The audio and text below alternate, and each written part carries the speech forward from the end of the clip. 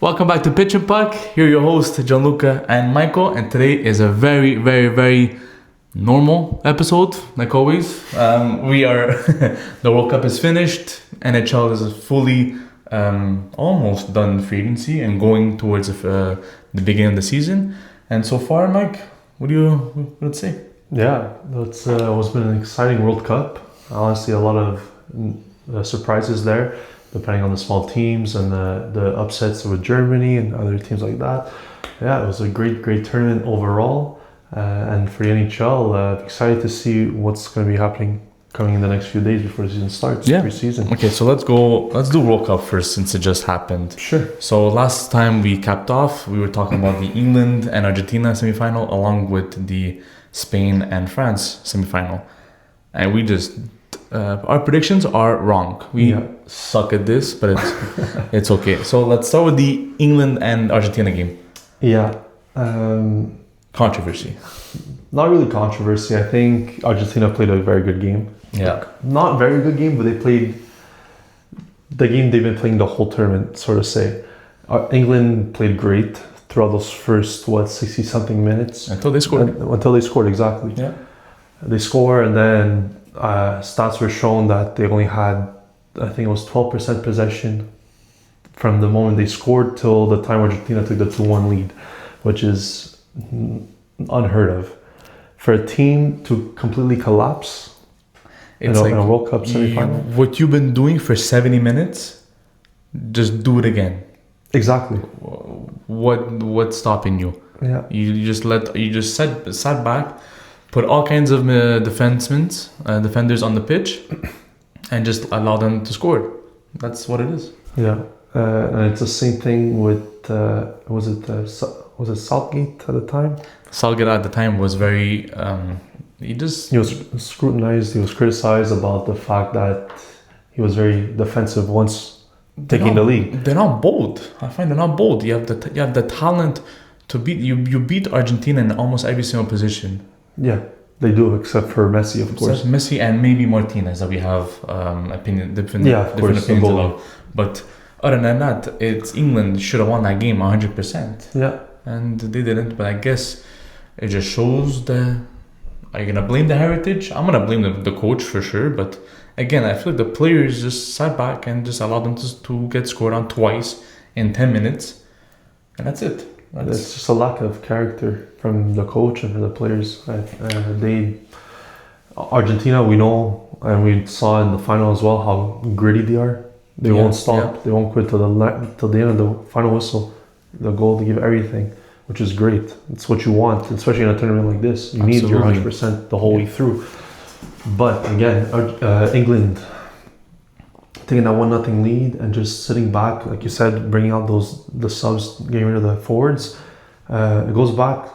It's obviously quite irrelevant right now to the World Cup, but Cesc Fabregas, coach of Como, yes, once said in an interview that putting out defenders, taking off your strikers sends a message to your players. It does. That you're going to be sitting back, that you want to defend. So taking off your top striker, top winger, whatever it is, their only mindset is, okay, my top player to score is off the field. I'm going to sit back and I'll just hold the ball and defend, clear the ball. It's just crazy. Like, okay, besides the Mexico game, which by all means you were a man down, you were playing in a hostile environment. Exactly. Yes, you will sit back and try to conserve that lead. But besides that, they didn't do that the whole tournament, which is why it's so surprising to me. But anyways, Argentina make it through to the final. Yeah. Spain and France, I said it was going to be a boring game. Mm-hmm. Spain did bore me, but it's the fact that they were so dominant in doing so. That's why it's so crazy how you shut off that offense of France. Yeah, shutting down Dembele, Mbappe, Olise, all the players involved is just incredible. So props to Spain to just shut them down. We all had them to probably go on to win this tournament. France for sure. To see the way Spain came as a collective group and just shut down that offense and that midfield and the whole team. It's almost like Spain did what England didn't. which is they scored first, Right. and then they, instead of sitting back and then allowing them to come to the offense, they were so poised and composed in the way they were passing the ball and moving forward that France had no chance to even come back in this game, you know? Yeah, It's crazy. So then it sets up the Argentina and Spain final, which ended up being the most one-sided final in history. in history, yeah. Yeah, really. There was no life in that Argentina team. It seemed like I don't know if it was just Spain being that good collectively. Probably is a big factor to that. Yeah. But it was the whole Argentina offense, the whole Argentina team were ineffective. They just became wrestlers at this point. They didn't care about soccer anymore. It wasn't football. It was. I want to talk about that more. wrestling. Like Paredes should have been sent off 6, 8, 7 challenges ago. You know, what is that about? Listen, again, it goes like I don't want to talk about the last World Cup either, but it should have happened the last World Cup as well. Yeah, It's 2 yellow cards. Yeah. I don't know. I keep saying this word favoritism, and maybe the fact maybe it's a bit rigged, but it's not. It's a sport at the end of the day. They all 11 players show up on that field wanting to win the game. The ref or the linesman, whatever it is, they're just like, I guess you could say props. They're there to make sure the game goes in a way that it's fair. Absolutely, for sure. And then again, Paredes getting all those dirty tackles, even though I believe he came in as a sub. He came as a sub, and he was just horrible. horrible. And Enzo Fernandez, you could argue it. argue with the fact that Kubarsi threw himself a bit with the flip, but it's still a foul at the end of the day. You had no chance of getting to the ball. Exactly. So make an effort to stop. He stopped and clipped Kubarsi completely. Right. And it's not even a straight red. It's a second yellow. It's a second yellow. And that's it. He got sent off. And honestly, they didn't even need a red card to get the goal. Spain, they fully deserved this game. 100%. I think Unai Simon got like 1 save in the whole match. Mm-hmm. Yeah, I'm not even sure about that. Honestly, he had 0 saves through 90 minutes. That I'm pretty sure about. But honestly, it just speaks to how dominant Spain were. Yeah, honestly. And then again, even another thing, Nico Williams scores, I believe, in the extra time. Ferran Torres. No, he scores the winner. But Nico Williams scored beforehand, and there was a foul called on Marino on Otamendi for I don't think he touched him. And he touched him before, I guess, jumping, because he did the step on his foot in the box. It's like the slightest of touches. Yeah, for sure. For Otamendi to throw himself like that. That's and the fact to be caught, the ref called it as it was live. He didn't even go through VAR. No, he didn't. He was so sure of it. For the referee to even call that right away, it was just, suspicious. Not suspicious, but it's like, wow, okay. A bit too fast. Props to the ref. Yeah, in that way. Point. For sure. But let's speak about the world champion Spain, and by the way, congratulations to them. They fully deserved it. 1 goal conceded the whole tournament, and it was from the unlikeliest of players. But that's besides the point. Let's talk about Spain and the player of the tournament, Rodri. Yeah. So now he has player of the tournament at the World Cup, Ballon d'Or, Champions League winner, Euro winner, and European tournament player of the tournament as well in that tournament. Where does he go? Where does he rank for you all time? All time is crazy because I still put Xavi, Iniesta, Busquets above. As a 6, because he is a 6. So you have your Busquets, you have your Pirlo for sure, you have your Gattuso, but then again, I feel the 6 is really 2 different variations of a player, because you have your 6, that's a Pirlo, where it's he won't break up the play, he'll make up the play. Mm-hmm. And then you have your Gattuso, your Makelele, he's gonna break up the play. So where does he? But Rodri does both. He plays both sides of the ball. He's very well defensive, and I don't put him number 1. I definitely put him in the top 3 conversation. Top 3 best 6 of all time. Yeah. Right now, with all the accolades that he's earned and the way that he's performing, even though this year he had a bit of a slow start with he did. Man City, he obviously picked it up for Spain. Probably in the top 3. I like that. It's not a bad shot at all. And honestly, it's super, like, he's only 30 years old, so you know what, he might... He has a couple more years. He has a couple more years, and he's talking about Real Madrid, about joining them maybe, so he has maybe more to come. But yeah, I like Roger top 3 of all time. Let's go with one team that they beat, France. Yeah. So they let go of their coach Didier Deschamps after so many years and so much success with that team, to a really good replacement in Zidane. How do you feel about that? Zidane, again, what he did with Real Madrid in this short period of time, taking over, I believe it was Ancelotti. Was it Ancelotti? Oh, that's a good question, huh? No, I don't think it was Ancelotti. I think it was before that. It was before that. Yeah. Okay, regardless. Yeah, it was before that. But Zidane taking over that position in Real Madrid, they weren't really doing much, and he turned that team, he flipped that team completely. He flipped it, yeah. They went on to win so many Champions Leagues. They won the league. It was just completely dominant. One of the best teams of all time. Yeah, and what I heard from a lot of interviews from players was that Zidane doesn't really have a system, sort of say. More like, I'll let my players play the way they want to play. Interesting.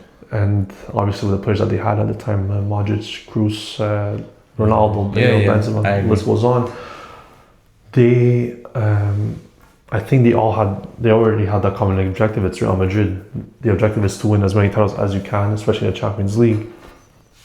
And they were really determined onto getting through to that and winning it. So I think it's a great acquisition from France to go get him. How about you? I love the fact that it's him coaching the team, because, like you said, he may not have a system, but if he lets you play, let's say, and you do something bad, you want to hear it from a person like Zidane that he's been through it all, that he knows more than a lot of coaches and players combined. You know, like, he's such a good leader by just his presence being there. So I feel like if you do something bad, he'll tell you, and you just know what to do now, because you don't listen to him. Listen to a guy like Zidane, you know. So I feel like with all those players in that team, especially, he's just gonna blend them even better than ever was. Yeah. But yeah, I like this signing a lot, and honestly, I think France are gonna be really hungry for that next World Cup, even next Euros, for a trophy. For sure. Yeah. And want to add to that, now that Rodri won the player of the tournament, where does this Ballon d'Or sit with you now in terms of ranking? Is he fall into your top 3? Is he favored to win this Ballon d'Or? Where do you what's the situation? That's a good question. So I think right now the favorite is Yamal. Yeah, which I don't. How do you feel about that? Why? What do you mean? Like, I just don't get it. He's a great player. He's been doubled the whole tournament. Yeah, for sure. One goal does not get you a Ballon d'Or. Yeah, he didn't have a good season compared to the one before. You know. Exactly. So it's like, why are we just giving it to the player that he won the World Cup? You know, and they want to make it like, okay, he's the next face of the sport. I'd even make the argument that Pau Cubarsí has a better resume than Yamal does this season. Absolutely. And according to statistics, he had a somewhat similar season to what Cannavaro had when he won the Ballon d'Or. Yeah. So why is Cubarsi's name not even brought up in this conversation, even top 10, I believe? But Yamal is ranked at 1. Well, you know that defenders won't get into that conversation no matter what they do. And perfect example was Van Dijk. Van Dijk, I don't think, could have had a better season that year. I think it was 2019 or something, when they won the Champions League. They won the treble, I believe. I think so. I don't think it was. Well, they won the Champions League for sure. But if he didn't win it, I don't know what more defenders had to do. But in my opinion, who wins the Ballon d'Or? I want to see. Man, my two favorites were Harry Kane and Elise. Before the but because they did, like, Harry Kane started the tournament so well, even Elise, they just didn't finish as strong as they did. So it really puts you like, okay, where do we go from here? Yeah, but does 1 or 2 games really define your entire season? I know it's a World Cup. I know it's a final. Games of your season. Guaranteed. I know they both won the Bundesliga. Yeah. Harry Kane, I believe he finished with the Golden Boot.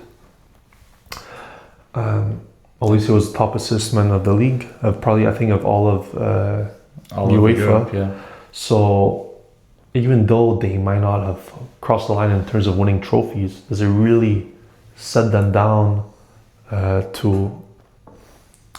like say like a bottom top five in the sense of Ballon d'Or? That Yamal takes their spot. I know Yamal won the league. He wasn't the best player on that team. No. And he wasn't the best player on the Spain team. No. And I don't think he deserves to be at that list. Is it because of the name more? It is a name because, like I said, they want to make it him that the next face of soccer. Right. So they want to present the golden boy with, a trophy that, it leads the way now. But it's never been this wide open before, I feel like, in terms of, who should win the Ballon d'Or. We genuinely don't know. Like, last year was Dembele. Clear-cut Dembele. Year before that, I think it was Rodri, right? Yes. It was Rodri. And there was debate between him and Vinicius Jr., but there was a debate. It was between them two. This year, we just have no idea. And if I have to pick one, man. I'm going to go Rodri. You go Rodri? I mean, he has the stats to back it up. He played a tournament, World Cup winner, ended the season really good at Man City, by the way. He ended it really good. That's good enough for me. Okay, fair. You? Honestly, I think I'd give it to Olise. Olise, yeah, I like it. Yeah. And even Harry Kane, one of the two like we brought up before. But Olise, obviously, with that France team, when he wasn't playing at his best, they did not play at their best. And same thing in the Champions League. I forget who they got knocked out by. PSG. It was PSG. But Luis Enrique knew the system. He knew how to shut down Olise by playing the ball out towards his side. Knowing how to shut down a top player like that, it's incredible. Honestly, that's props to Enrique, obviously. But if it's Rodri, Kane, or Olise, I'm super happy. If it's Yamal, and if I hear a Messi, I'm gonna lose it. But Messi should not be in this conversation anymore unless he does something really, really out of this world. Unless he did win the World Cup. Yeah, if he won the World Cup, sure, I put him in there. But I still think he deserves to be Ballon d'Or. No, I don't. If he does win the World Cup, I don't. We don't have to talk about that. So, anyways, we'll transfer over to the hockey world. Yeah. Your boy, Conor Bedard, 15 for 5. 15 for 5. I'm extremely happy about that, and I'll tell you why. It is an overpay. Okay, you agree. It is an overpay, okay. Of course. 15 million for a player, won a Calder. He's done a lot in his junior seasons, but in the NHL hasn't shown up to the plate.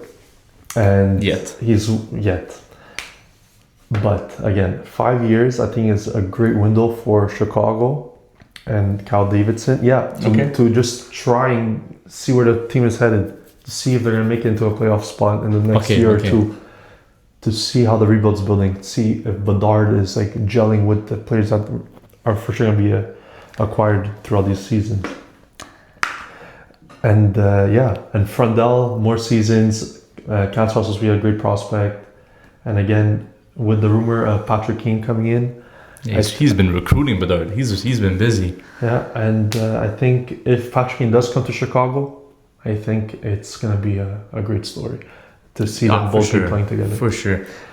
It's like it's been a lot of like mixed opinions. Sure. More like I would say more opinions about the fact that it's a bad contract than a good one. If he tried, he could have gotten more. That's the worst thing. But exactly, that's another thing I wanted to bring up. I know with the agents, they were looking at 18 to 20 million a year. Easy. And for them to get down to 15, which is, I think it's pretty good to consider. I think they had to do less years. Oh yeah, for sure. Because or else 20 million for like 8 years, it's like the franchise is not going anywhere, But think, Bedard, after these 5 years, you'll be, I believe, 26. He'll be just hitting his prime. And it's a hitting free dangerous agency. time. If he's not happy with Chicago, he has all the right to leave. For sure. And a team with the desire to win would have a player like this. It's like you said, it's a window. That's it. Bedard hopefully he stays healthy and he does what he's expected to do, which is bare minimum, I would say, point per game player. Yeah. And I don't think it's a bad thing to say that. He's a phenomenal player. And it's going to give time to the youngsters to fully develop.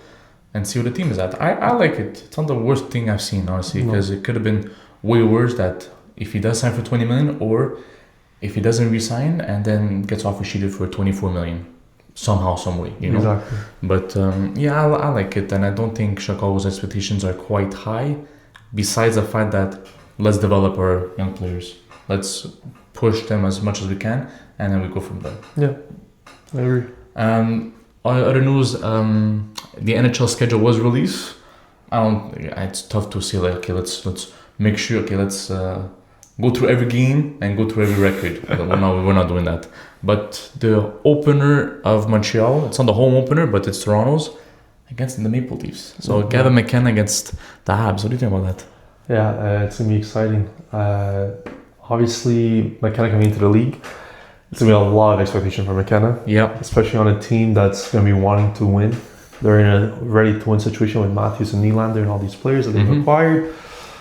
Now, McKenna, do you think he get to be what he expect him to be?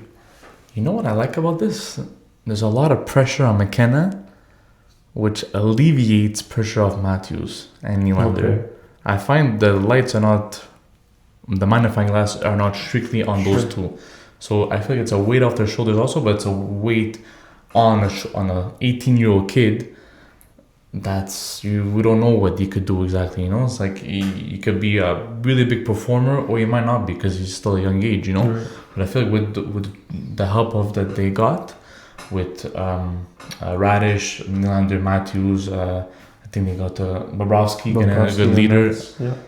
It could gel so good, and it also can. But I like that they're being bold. I like that direction. Yeah, for sure. And again, I obviously I hope for McKenna that he has a great season. I wouldn't be happy to see a player of his caliber, especially at such a young age, being criticized and just being shut down by the media, and see him sort of fade away into a what if sort of player. I'm gonna give you a number. Yeah. I'm gonna give you 55 points. Okay. McKenna, do you see him going over or under that? I think over. Definitely over. Yeah. You think it was too generous? I think it was too generous, 55. What do you think it's going? What do you think he might go to? I think he hits at least 70 points this season. 70 points, or I think 50 on the power play, I think. It's going to be a good power play, that's for sure. 70 points? That's why you think it's good? That's a good number? Go, give me a number. We'll go 16 and a half. 16? Over under. 68 and a half. You think? Over and under. Okay, no, I'll give you an even better number. I'll give you 66 and a half. 66 and a half? Do you think it's over? Over. I'll go under. We'll shake hands on that one. There you go. Okay. We'll decide the bet, I guess, when the time comes. Loser pays breakfast. I'm calling it. Actually, no. No, I'm not going to say that. But anyway, other hockey news also. Steve Yzerman got relieved of his duties, not fully. He's an advisor.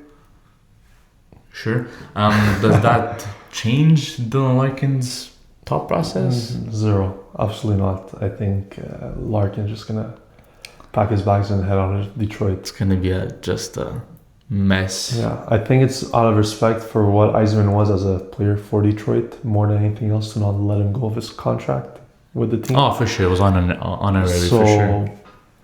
That's why he's still there in terms of what'd you say, as advisor? Advisor, yeah.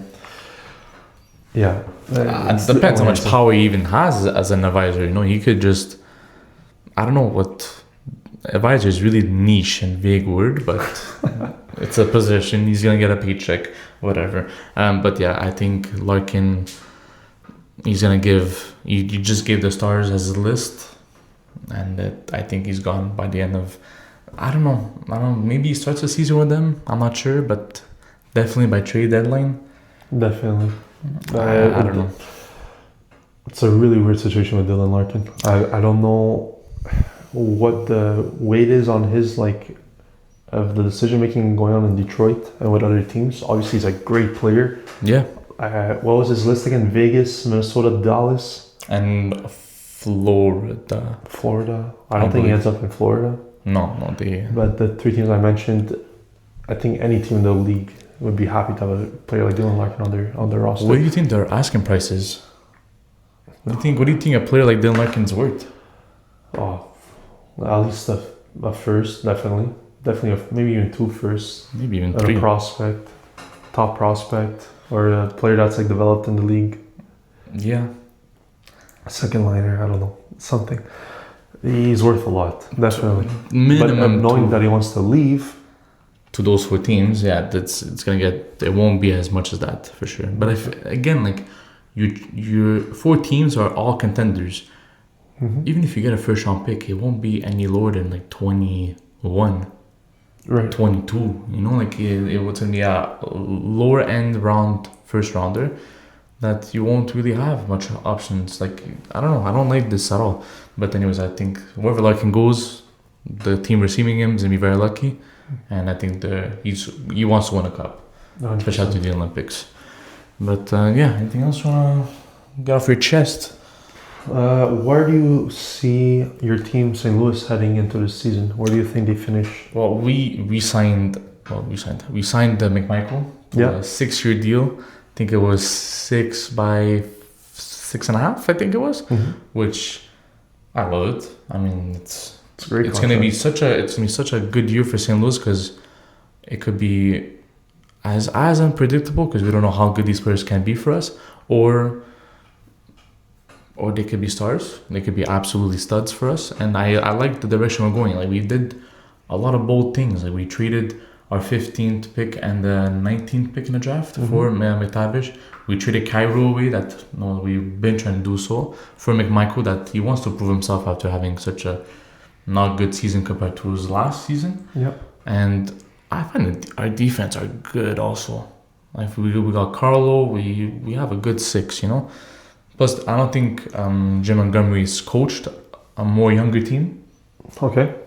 So what I see is Robert Thomas, Jimmy Snuggerud, and Dylan Holloway. That's line 1. That's the way they ended the season is like argument for like top 3 lines in hockey. That's how good they were. Line 2, you could go such a different way. I like the fact that it could be McTavish, McMichael, and Buchnevich. So you have 2 guys that want to prove themselves on the same line as Buchnevich, which I think wants to bounce back also. For sure. Line 3, you have Dvorsky, which I love Dvorsky so much. And I don't know, like I feel it's been a good season. Do we make playoffs?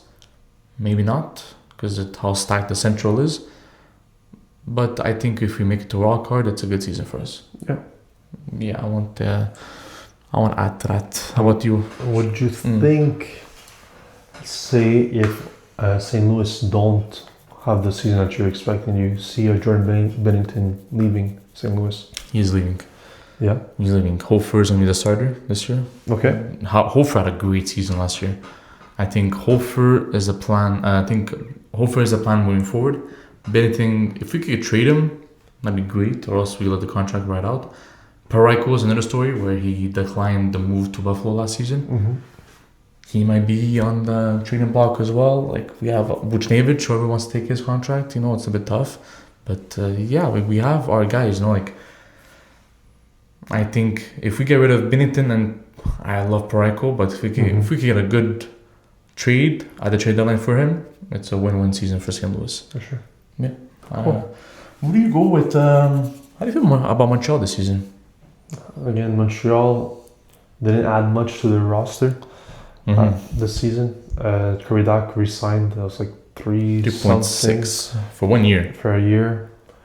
Obviously, they have the space. Well, not really the space for the contract, but I think it's a season for him to prove himself. Obviously, throughout all those injuries that he's had in the past. Yeah, it's a pretty big number for a player with all those injuries as well. 3.6. Yeah, I mean, it's 1 year. I know it's only 1 year, but he's had so many injuries. Yeah, and I don't know, time at Chicago, he was hurt for the majority of the time there. Montreal, same story, season ACLs or whatever it was. But back to your question, not adding many players and no one for that second line center, which they've been desperately needed. We've been talking about that for I don't know how many seasons now. it really was like this season where it's like, okay, we need one now. That's it. So, do I see them doing better than what they did this year? No, I don't. Do I hope they make a playoff spot? Yes. But could I see them also not making it? I could as well. Interesting. That's a shout and a half. Comment section, tell us what do you think about that.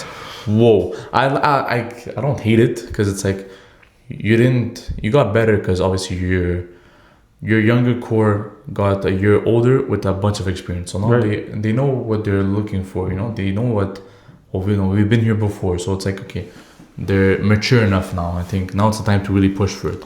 But now, like you said, like the standard is for me minimum second round. A minimum. But I need a minimum 40 goals from Cole Caulfield. I need minimum a somewhat sulky performance from Nick Suzuki every game.